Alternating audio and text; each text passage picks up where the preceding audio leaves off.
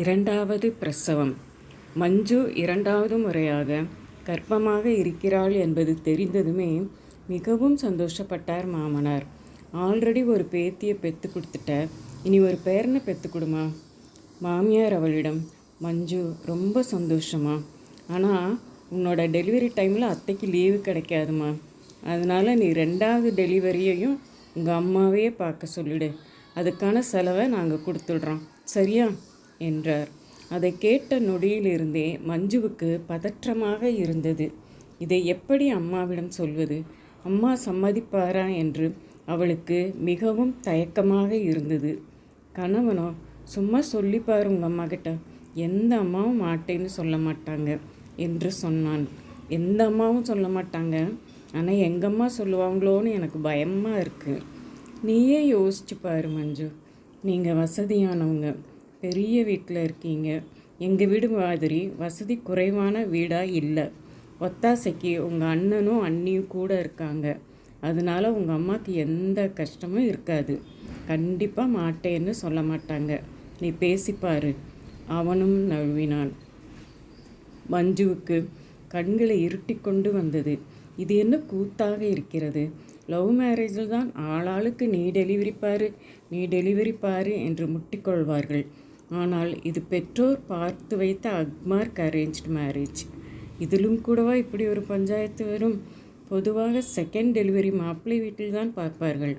ஆனால் இங்கு அதை செய்ய மாட்டேன் என்கிறார்களே, ஏன் இப்படி? அவளுக்கு என்ன செய்வதென்றே தெரியவில்லை. என்னத்தை செய்ய, அம்மாவிடம் தான் கேட்டு பார்க்க வேண்டும். அம்மாவிடம் விஷயத்தை சொன்னாள். அவள் எதிர்பார்த்தது போலவே, அம்மா, செகண்ட் டெலிவரி நாங்கள் ஏன் பார்க்கணும் மஞ்சு? உங்கள் வீட்டில் தானே பார்க்கணும், பேசாமல் அவங்களே பார்க்க சொல்லு, இது அவங்க கடமை இல்லையா என்றார். அதற்கு மேல் கேட்க பிடிக்காமலே ஃபோனை வைத்து விட்டாள் மஞ்சு. இதற்கு மேல் யாரிடம் என்ன பேச? ஒருவேளை செலவில் மனதில் வைத்துதான் அம்மாவும் மாமியாரும் இப்படி பேசுகிறார்களோ? இந்நேரம் தான் மட்டும் வேலைக்கு போயிருந்தால் யார் கையையும் எதிர்பார்க்காமல் செலவுகளை பார்த்திருக்கலாம். திருமணமான புதிதில் கணவன் வேலைக்கு போக வேண்டாம் என்று சொன்னதும் மஞ்சு மிகவும் சந்தோஷப்பட்டாள். திருமணத்துக்கு முன் நன்றாக சம்பாதித்து அம்மா அப்பா கையில் கொடுக்க வேண்டும். திருமணத்துக்கு பின் வேலைக்கு செல்லாமல் வீட்டில் ஹஸ்பண்ட் குழந்தைகளை பார்த்து கொண்டு அமைதியான வாழ்க்கை வாழ வேண்டும் என்பதுதான் அவளது விருப்பமாகவும் ஏன் லட்சியமாகவும் கூட இருந்தது. அவள் மனதை புரிந்து கொண்டது போல் கணவனும் வேலைக்கு போக வேண்டாம் என்று சொன்னதும் அவளுக்கு தலைகால் புரியவில்லை. உடனே சரி என்று நின்று விட்டாள். இத்தனை நாட்களும் எதுவும் பிரச்சனையாக தெரியவில்லை. மூத்த மகள் 3 வயது ரோஜா. அதன் டெலிவரிக்கு எந்த பிரச்சனையும் இல்லை. அம்மா 7வது மாதத்திலேயே சொந்தக்காரர்கள் அத்தனை பேரையும் மதுரையில் இருந்த மாப்பிள்ளை வீட்டுக்கே அழைத்து வந்து வளைகாப்பு வைத்து அழைத்து சென்றார். டெலிவரி முடிந்ததும் 3 மாதங்கள் வரை மஞ்சு தாய் வீட்டில்தான் இருந்தாள். கைக்குழந்தை ரோஜாவுக்கு தங்கத்தில் வளையல், செயின், மோதிரம், கம்மல் என எல்லாம் போட்டுதான் அனுப்பி வைத்தார். ஆனால் இந்த செகண்ட் டெலிவரி மாப்பிள்ளை வீட்டில் பார்க்க வேண்டியது. அதை தன் தலையில் கட்டுவதை அம்மாவால் ஏற்றுக்கொள்ள முடியவில்லை. எல்லாம் மஞ்சுவுக்கு புரிந்தது. ஆனால் இப்போது இருவருமே பார்க்க மாட்டேன் என்கிற போது என்ன செய்வதென்று அவளுக்கு தெரியவில்லை. தன் வாழ்க்கையில் இப்படி ஒரு நிலைமை வரும் என்று அவள் கனவு கூட கண்டதில்லை. அரேஞ்ச்டு மேரேஜ் பண்ணினால் பாதுகாப்பாக இருக்கலாம் என்ற அவளது நம்பிக்கை கொஞ்சம் கொஞ்சமாக உடைந்து கொண்டிருந்தது. இந்த 2வது பிள்ளைக்கு தான் எத்தனை பிரச்சனைகள் வருகின்றன.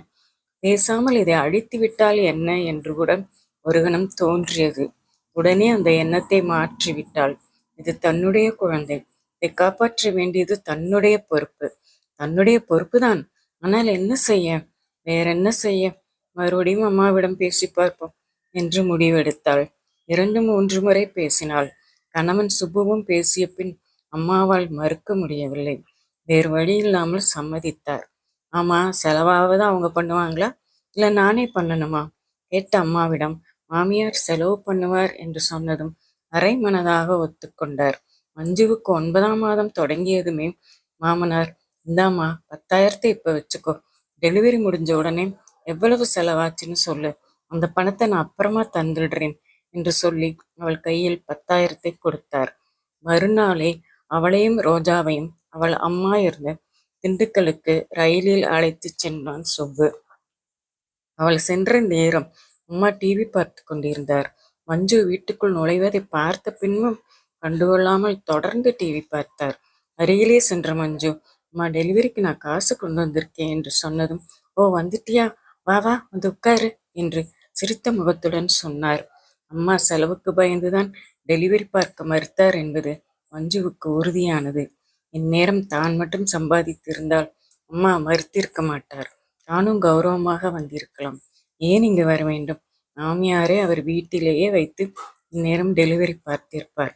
தன்னை இங்கு அனுப்பியிருக்க மாட்டார். தானும் இப்படி ஒரு அவமானத்தை சந்தித்திருக்க வேண்டாம்.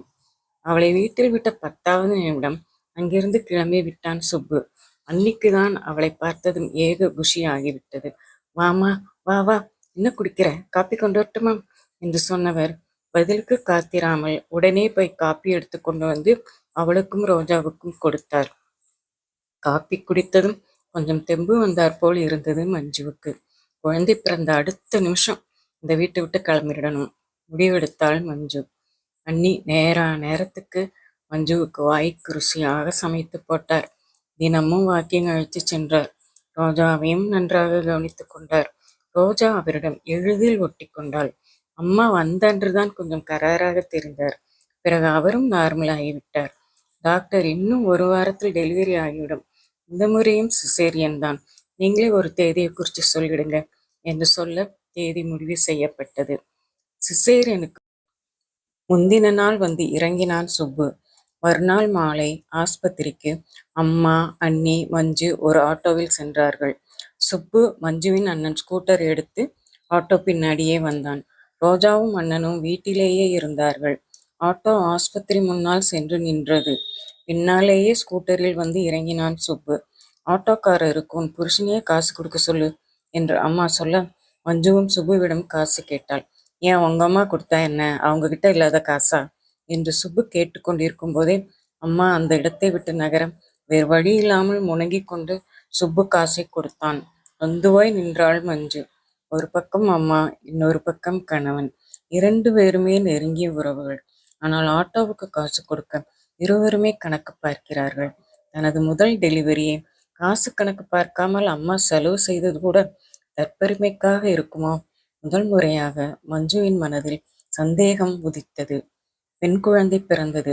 மாமனார் கொடுத்த பணம் போதவில்லை, அதற்கு மேலும் செலவாகியது. சுப்புவிடம் பணம் கேட்டதற்கு இப்ப ஜிபே பண்றேன், அப்புறம் ஜிபே பண்றேன் என்று போக்கு காட்டினான். அப்படி செய்தால் மஞ்சு வீட்டிலேயே எல்லா பணத்தையும் கட்டி விடுவார்கள் என்று அவனுக்கு நன்றாக தெரியும். மஞ்சுவுக்கு தான் தன் சுயமரியாதை காற்றில் பறப்பது போல இருந்தது.